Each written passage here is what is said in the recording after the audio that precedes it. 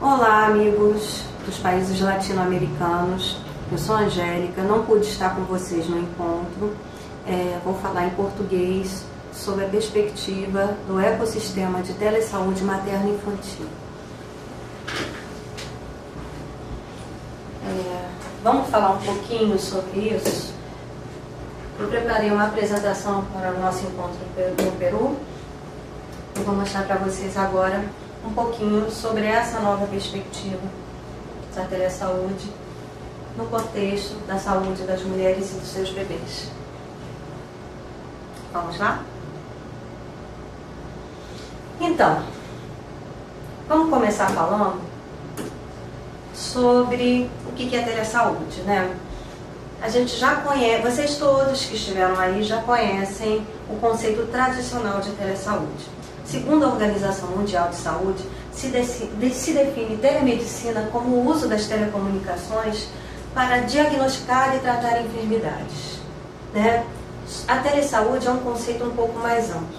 Ela inclui a vigilância, a promoção da saúde, todo o funcionamento da saúde pública com suas respectivas atividades, né? E é um termo mais recente, porém mais amplo que telemedicina. Inclui a assistência de computadores em geral e das telecomunicações como apoio às ações de gestão, de vigilância em saúde, de pesquisa e do acesso ao conhecimento, tanto em medicina como toda a parte clínica da saúde pública e da saúde em geral. Existe outro termo mais recente ainda, que é o e-saúde, né? Que se considera como a transferência dos recursos do cuidado da saúde por meios eletrônicos em geral, né? Por exemplo, entregar a informação de saúde para profissionais, né? O uso do comércio eletrônico também por provedores de saúde é considerado como e-saúde, né? E os negócios em geral eletrônicos nas práticas de saúde, o que inclui portais para pacientes. Próximo. Bom, eu trago para vocês para uma discussão a telesaúde sob outra perspectiva, outra visão, né? Trago a telesaúde como um sistema sociotécnico, né? A gente considera a natureza multissetorial interdisciplinar da telesaúde nas nossas atividades aqui no Brasil, no Instituto Nacional de Saúde da Mulher, da Criança e do Adolescente, Fernandes Figueira, da Fundação Oswaldo Cruz. O nosso pressuposto é que a penetração das tecnologias da informação e da comunicação no tecido social e, em particular, no setor saúde. Esse é o nosso olhar. O olhar da tecnologia, da informação e da comunicação dentro da saúde.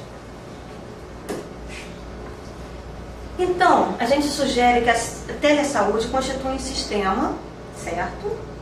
Onde a interação e a interdependência, existe interação e interdependência de alguns aspectos. Os aspectos tecnológicos, socioculturais, os aspectos da lei e da norma e da ética, e alguns aspectos econômicos, claro, como, por exemplo, a sustentabilidade dos sistemas de telesaúde. Quando se planeja uma ação de telesaúde, né, e se executa e se avalia uma ação de telesaúde, é preciso levar em conta esses 4 aspectos que são diferentes. E também a gente acha que existe um papel-chave na caracterização do sistema, que é uma aproximação interdisciplinar que resulta insuficiente para a análise integral, né? O que eu quero dizer com isso? Na verdade, é que a gente precisa ter várias disciplinas para olhar um sistema de telesaúde sobre esses 4 aspectos. E aí eu trago para vocês o produto aí da minha revisão de literatura e da minha tese, né, que está estruturando essa nova visão de telesaúde, né? A telesaúde ligada à inovação em saúde e à organização dos sistemas de saúde em geral no território.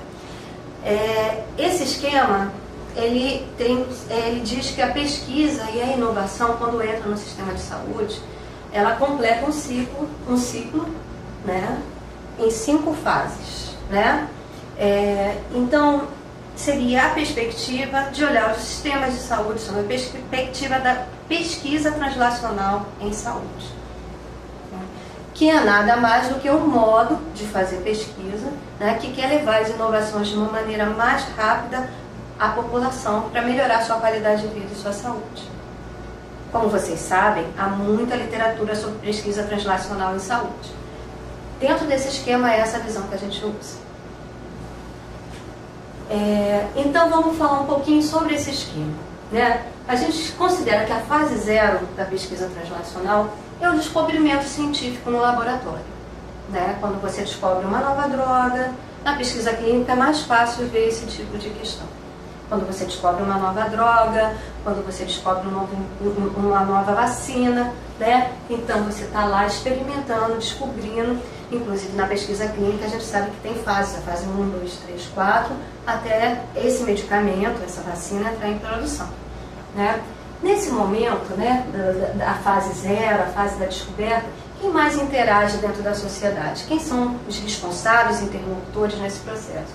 Se a gente fosse resumir essa interlocução, os cientistas, né, e a indústria estão se falando muito e trocando, né? E aí a gente passa de PT0 para PT1, né? Ou seja, a fase 1 da pesquisa translacional, em que você finaliza, aquilo já não é mais descobrimento, experimentação, na verdade, é uma aplicação. A vacina já está consolidada, já passou por todas as suas fases de teste, né? E aí, o que ela vai fazer? Ela vai entrar em produção. Ela começa a ser vendida em larga escala, ela começa a ser aplicada no sistema de saúde em larga escala, né? E aí, de PT1 para PT2, o que acontece? São os cientistas e os gestores do sistema de saúde que vão conversar. Para quê? É preciso criar uma norma para essa vacina, para esse medicamento, quando que ela pode ser aplicada, que tipo de população, né?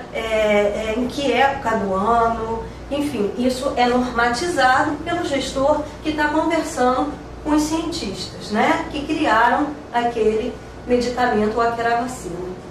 E aí entramos na fase 2, que é o conjunto normativo, né? O conjunto normativo dessa inovação e dessa pesquisa, né? Ou seja, as leis que regulam como usar esse medicamento, como usar essa vacina, né?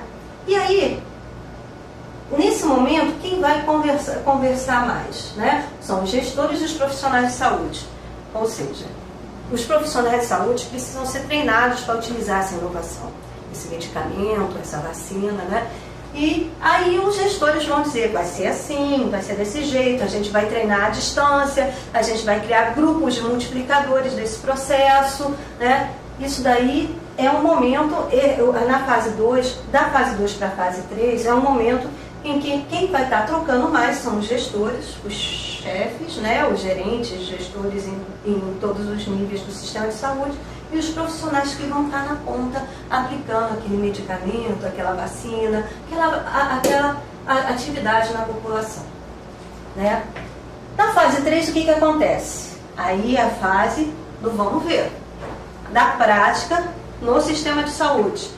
Aquela vacina é aplicada nas unidades básicas de saúde de acordo com a norma que foi estabelecida no PT2. Aquele medicamento é distribuído gratuitamente de acordo com o agravo, se for esse o descobrimento que a gente vai estar tratando, investigando.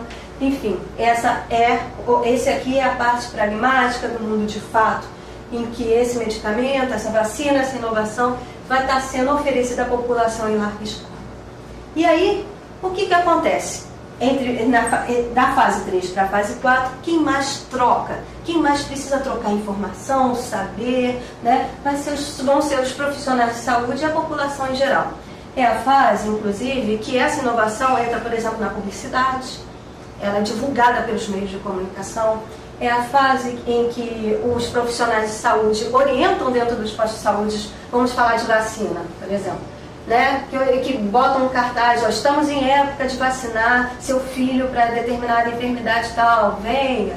Aí o profissional de saúde lá, chega a população na unidade de saúde, e o profissional conversa, olha, você tem que vacinar o seu filho. Essa é a época, a fase 3 da pesquisa translacional. E aí, vamos para a fase 4. Na fase 4, é uma fase muito ligada ao monitoramento e avaliação desse descobrimento no mundo real. Já está no mundo real, já está acontecendo. E aí, qual o impacto da qualidade de vida dessa inovação no mundo real? Aí, o que acontece? Os pesquisadores vão olhar isso aí durante um tempo, vão fazer estudos prospectivos, estudos retrospectivos, né? Provavelmente uma avaliação tecnológica em saúde vai estar acompanhando todo esse processo até aqui, né? E aí ele vai dar o feedback, né? Por isso que isso aqui é um círculo, né? Os cientistas e os gestores, os cientistas, além de dar um retorno avaliativo para o gestor, se isso está dando certo, ele também vai gerar outras oportunidades de pesquisa, né? Ou seja, a pergunta aqui na fase 4 é: esse medicamento está dando certo para todos os grupos populacionais? Né? O que precisa de novo para melhorar a condição de saúde que ele está atuando? Será que ele é a resposta definitiva para acabar com a enfermidade aqui? Será que ele cria outros problemas, né? Então, é nessa fase 4 que isso acontece, né? E no meio de todo esse ciclo, né, vai ter a síntese de conhecimento, né, que é justamente a medicina baseada em evidências, né, a saúde baseada em evidências em geral, que tem que estar presente em todo o processo. É preciso que toda fase de pesquisa que diz respeito a uma inovação esteja ligada às síntese do conhecimento, que na saúde baseada em evidência, como vocês sabem, é representada pelas revisões sistemáticas, as meta-análises, né, que são os padrões ouro, né, para testar as inovações.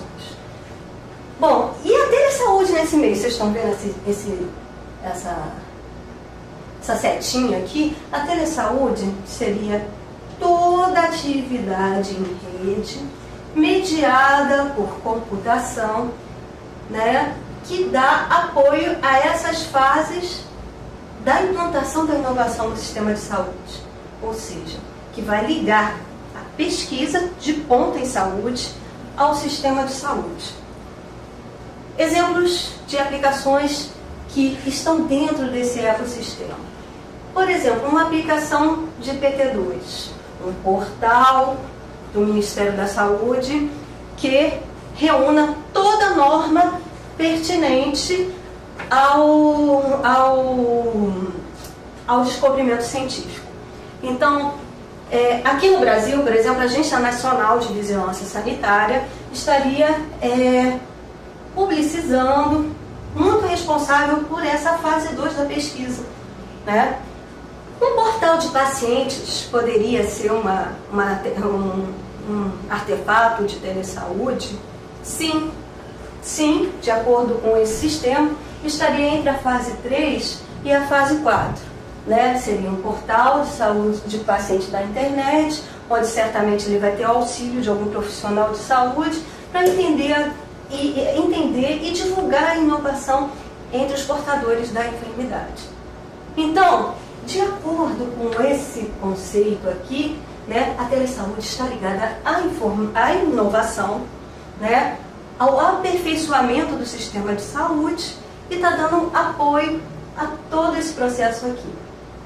A gente não perde a riqueza do que a telesaúde é nos outros processos, mas tem um compromisso com melhorar a saúde da população, melhorar o sistema de saúde, né, e consolidar a inovação em saúde. Continuando a nossa conversa, vamos sair um pouquinho do conceito, né? Aliás, vamos falar um pouquinho mais sobre teoria, né? Como eu cheguei a esse modelo? Né? Na verdade, usando o conceito de complexidade, né? Como uma resposta e uma estratégia de planejamento, né? Para pensar a telesaúde. E uma perspectiva da ciência da complexidade, ela pode extrair novos caminhos, né, para o fortalecimento do ecossistema de telesaúde em nível local, regional e nacional, né, aumentando a sua efetividade, né, o impacto como importante fomentador do bem-estar social, da qualidade de vida da população. Essa perspectiva é particularmente importante na formulação das políticas públicas, né? E nos programas de formação de recursos humanos, devido à importância do surgimento de novas perspectivas, novas questões que a digitalização e a globalização impõem nas novas gerações de profissionais do setor saúde, né? Então a gente coloca aí como desafio a inclusão digital do profissional de saúde, seja ele médico, seja ele enfermeiro, seja ele fisioterapeuta, né, o profissional da clínica e todos os profissionais de apoio que estão nas unidades de saúde, desde a atenção primária em saúde até a alta complexidade. Vamos continuar nossa conversa. Então, vimos aquele esquema macro das 5 fases, e se a gente fosse focar, se a gente fosse olhar o que é esse tal ecossistema de telesaúde que está apoiando, né, todas aquelas fases da pesquisa translacional. Um olhar mais apurado, vocês vão ver que o ecossistema de saúde poderia ser organizado desse jeito, né? Aqui está o sistema de saúde, onde a gente tem vários interlocutores importantes, os pacientes, os médicos, né, os especialistas e suas especialidades, e a administração de todo esse lugar, que é feita por vários profissionais, administradores, profissionais de tecnologia da informação, engenheiros biomédicos, né? Tudo isso está aqui dentro do sistema de saúde, né? Então esse sistema de saúde vai produzir o quê? Tecnologias e insumos, né? E qual é o propósito desse ecossistema de telesaúde que está com esses dois elementos juntos, né? Ampliar a cobertura em zonas remotas, isoladas, né? Ampliar também a educação, a pesquisa, a prevenção, o diagnóstico, a reabilitação também, que é uma questão importante, né? Monitorar também e controlar a enfermidade, que é a parte de vigilância que vocês bem conhecem. Estamos falando de áreas isoladas, desertos, campos cobertos de neve, campos com populações pequenas, que têm dificuldades de locomoção. Outro esqueminha que eu trago para vocês, que na verdade é de uma orientanda mexicana, a Christian Castillo, que estudou esse esquema do ciclo da pesquisa translacional, né? Ela fez esse desenho que é muito interessante para entender qual é a contribuição da ciência da complexidade nessa questão. Então, você tem a historicidade, né, a dinâmica do ecossistema, você tem a realidade observada, que é preponderante, e você tem uma dinâmica de interações nesse ecossistema, que tem sempre o primeiro, o segundo, o terceiro nível. E você tem as condições de contorno desse ecossistema, né? E você tem a realidade desejada. É assim que a gente pode organizar as questões complexas, como o ecossistema de telesaúde suscita, né? A gente pode organizar isso dessa maneira para tentar almejar uma realidade diferente. Isso, os cientistas, as pessoas que trabalham a ciência da complexidade, é uma proposta da literatura para planejamento em cima de questões complexas. Então, lembra que a gente falou anteriormente do ecossistema de telesaúde? Vamos entrar ali dentro como se a gente estivesse entrando numa célula. Eu falei do primeiro, do segundo, do terceiro nível. Lembram disso? Então, você tem um espaço de estudo no marco dos 3 níveis dos sistemas complexos no âmbito da decisão, né? Você tem que tomar uma decisão de como implantar um sistema de telesaúde. Então, sabe que aquilo está sendo tratado como um ecossistema complexo. Então, você tem 3 níveis aí de decisão. Lembra que eu falei que o primeiro nível era o local, o segundo nível era regional local, que a gente pode chamar ou de regional no caso, no Brasil. Nós temos 5 regiões com vários estados, são 5 regiões bem diversas, então o segundo nível estaria aqui. E o terceiro nível nacional ou internacional, tomando como referência aqui uma questão de território, que poderia ser outro tipo de critério para a gente dividir o primeiro, o segundo e o terceiro nível. Por exemplo, olhando o sistema de saúde, como um sistema complexo, a gente poderia pegar a atenção básica aqui, a atenção secundária aqui E o terceiro nível seria a alta complexidade. Mas aqui a gente está vendo em nível territorial. Então, no primeiro nível, o local, você vai ter uma dimensão operativa, pegando a questão do planejamento de serviços de saúde, né? A questão operativa, que você tem participação direta com os objetos.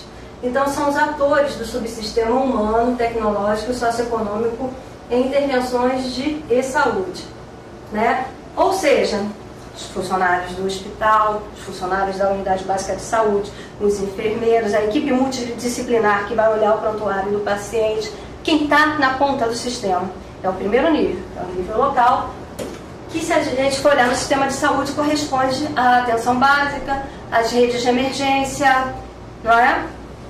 No segundo nível, você vai no nível tático, saindo do operativo e indo para o tático, você traduz a estratégia no plano regional local, que vão ser nos centros de saúde, né? Institutos nacionais, por exemplo, como o Instituto Nacional de Traumato-Ortopedia aqui, poderia estar em nível tático predominantemente, porque um Instituto Nacional vai estar transversal aos 3 níveis de planejamento e de níveis de decisão. No nível estratégico, se define os objetivos globais a largo prazo, né, da inovação. Então, você poderia colocar a Organização Mundial de Saúde e a Organização Pan-Americana de Saúde, no nosso caso, como definidoras de nível estratégico. E aqui, no caso do México, tem essas 2 instituições em nível nacional para pensar a telesaúde. Bom, agora vou falar um pouquinho mais do meu país, né? Como é que é a telesaúde no Brasil? Como é que são os cenários dos serviços de saúde no Brasil? No Brasil, nós temos o SUS, o Sistema Único de Saúde, nosso sistema é universal, né? Que tem como princípios integralidade, equidade na atenção à saúde pública em todas as unidades da federação desde 1988. Então, nós temos aí 27 estados e 5.553 municipalidades, que todas elas têm um papel dentro do Sistema Único de Saúde aí, de atender a população de maneira gratuita, né? Dentro do Sistema Único de Saúde, nós temos 2 ações, 2 ações em nível nacional, né, que cobrem a maioria do território brasileiro. A que surgiu em 2006 foi a Rede Universitária de Telemedicina, que em 2013, ano passado, já conectava 100 hospitais universitários em todos os estados da federação. Como vocês sabem, o Brasil é um país continental, né? Muito maior do que muitos países da Europa e da América Latina. Então, realmente fazer uma ação que cobre todo o território é bastante complicado. E nós temos também o Programa Nacional de Telesaúde Brasil Redes, né? Que tem como foco a atenção primária em saúde. E atualmente está em 23 estados e mais de 1.000 municipalidades, com uma perspectiva de teleconsultoria e de teleassistência bem maior do que a RUT. E aí, assim, eu falei um pouquinho sobre como é que são essas 2 grandes ações, né? Já falei para vocês que eu sou do Instituto Nacional de Saúde da Mulher, da Criança e do Adolescente Fernandes Figueira, que nós temos um papel transversal, tanto em nível tático, estratégico e operacional, né? E eu gostaria de comentar com vocês rapidamente alguns resultados que nós já tivemos, né? Um deles foi um resultado internacional, que foi um curso que a gente fez em biossegurança, com o país Cabo Verde, na África, né? Nós fizemos 10 encontros virtuais, um ciclo completo de biossegurança, incluindo a parte hospitalar e de saúde da criança e da mulher, com participação de nutricionistas e enfermeiros do Hospital de Referência Nacional em Cabo Verde, que é o Hospital Agostinho Neto, usando ferramentas de telesaúde, né, para a realizar essa ação de teleeducação. A gente não precisou que esses profissionais viessem para o Brasil e que a gente fosse para lá, e conseguiu falar sobre biossegurança e trocar. Tanto que o nome é Ciclo de Diálogos. Nessa foto vocês estão vendo a gente aqui no Instituto Nacional, né? E a ferramenta como eles viam lá em Cabo Verde, na cidade de Praia. Aqui em Cabo Verde, olha só, eles estavam dentro de uma sala, né, com um monitor grandão, vendo a gente aqui, né, e eles tinham um microfone, estavam numa sala de aula e podiam trocar. Eu sei que isso é muito comum entre vocês, provavelmente, nos Estados Unidos muito comum, na Europa, mas lá, certamente, foi uma das primeiras experiências com essa situação, né? Outro resultado que eu acho relevante estar trazendo para vocês, já que a gente está falando de telesaúde de populações isoladas que precisam do Estado para melhorar sua saúde, suas condições de vida, um curso que a gente realizou em 2012 foi o curso de processamento e controle de qualidade de leite humano na Amazônia brasileira. Para vocês terem ideia, essa é a parte do Brasil, né, da Amazônia brasileira. Todos esses municípios aqui, né, do estado do Amazonas, eles estão ligados por telesaúde. Então, um médico que esteja aqui em Santo Antônio do Içá, né, que precise de uma segunda opinião, ele vai na sua unidade de saúde, liga seu computador e pode mandar essa dúvida, tirar essa dúvida online ou de maneira assíncrona com um especialista que vai estar aqui em Manaus, essa cidade aqui azulzinha, né, que é a capital do estado do Amazonas, né? Mesmo assim, com todo esse desenvolvimento, né, o estado do Amazonas é um exemplo de como a telesaúde pode ajudar o sistema de saúde no Brasil. Nós temos muitos desafios. A mortalidade materna continua altíssima, principalmente com a população indígena. A mortalidade materna infantil continua altíssima. E esse curso, dado à distância, o que a gente fez? A gente estava no Rio de Janeiro, que é um pouco aqui abaixo, a gente mandava o streaming para Manaus, e Manaus, dentro do seu sistema fechado de telesaúde, mandava para todos os municípios. Esse curso deu apoio a uma ação estratégica em relação ao Objetivo de Desenvolvimento do Milênio, né, do Pacto de Redução da Mortalidade Infantil na Amazônia Legal, que instalou algumas unidades de terapia intensiva, né, para crianças que nascem com muito baixo peso. Só existia uma em Manaus, né? Então se instalou, se eu não me engano, 4 a 5 unidades de terapia intensiva neonatais em outras partes do Amazonas. Partes do Amazonas que você só chega de barco, navegando durante os dias, ou de helicóptero, e às vezes nem de helicóptero e nem de avião, só de barco, né? Então como é que iria se treinar sobre leite humano essas pessoas que estão nessas unidades de terapia intensiva, nesses hospitais de alta complexidade que não estão em Manaus? Em vez de todo mundo ir para o Rio de Janeiro, o que se fez? A pessoa que estava aqui viajou até Manaus, pegou o seu barquinho, viajou até Manaus, né? E em Manaus a gente conseguiu dar esse curso de processamento e controle de qualidade para que ele pudesse conhecer as normas.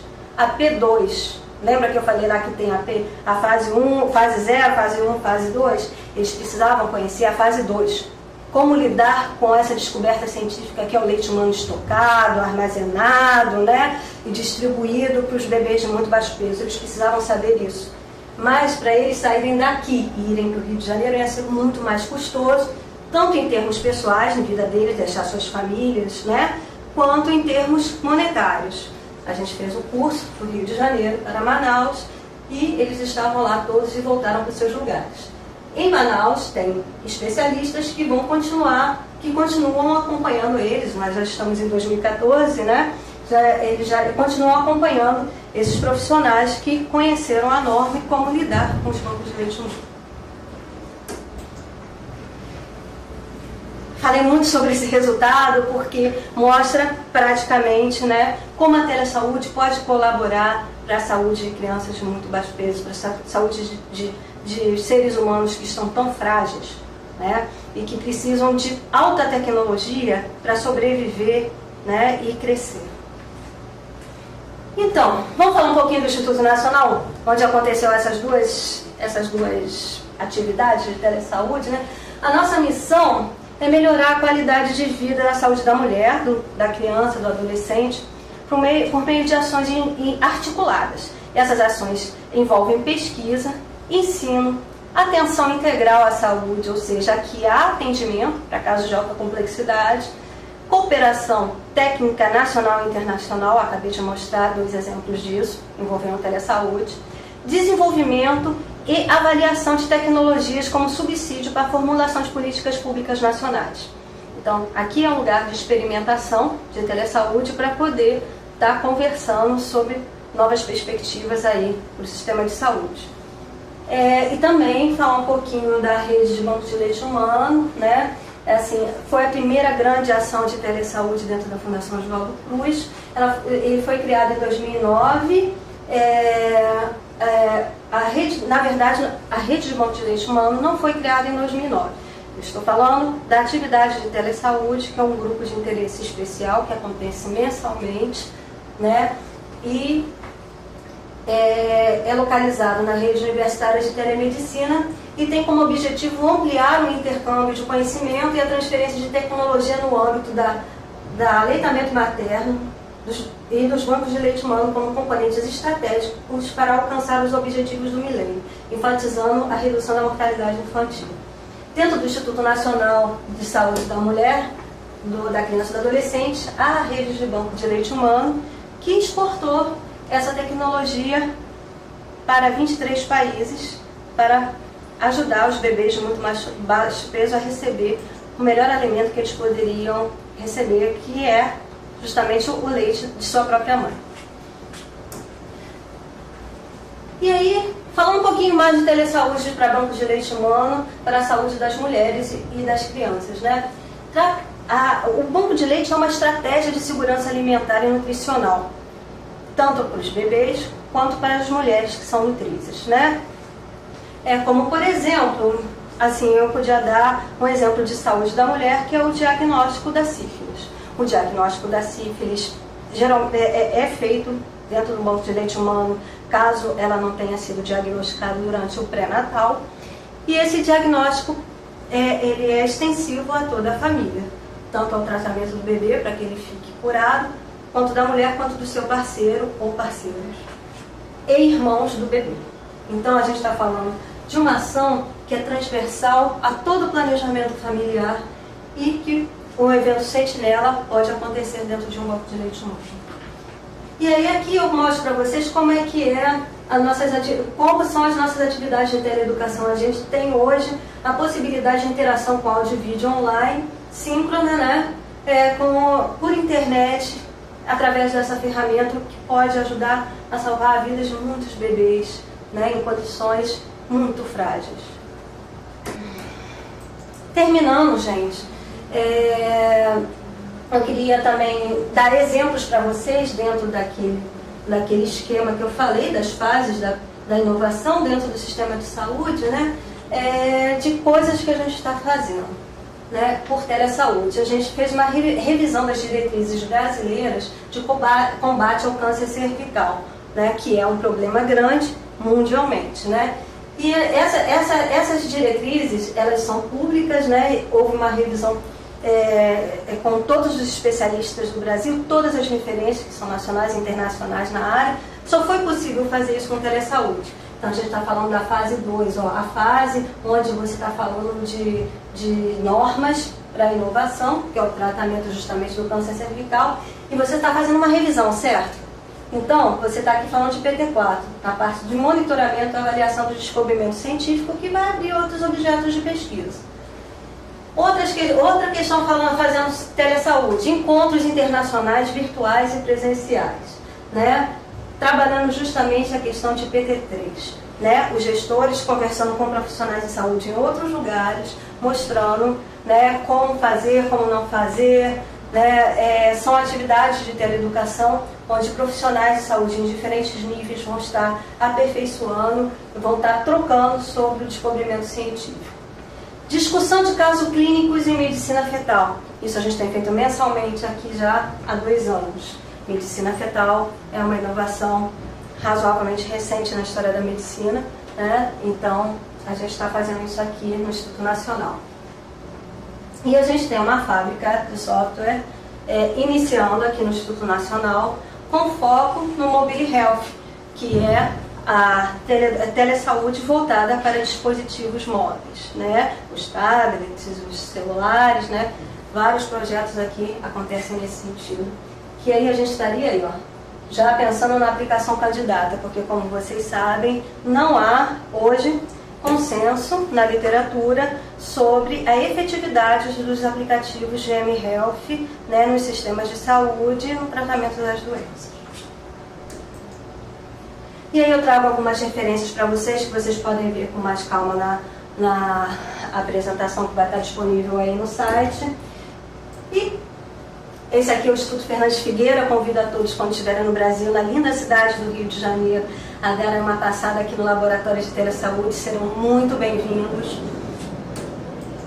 Meus contatos estão aí e muito obrigada por ter acompanhado essa apresentação até agora. Até logo.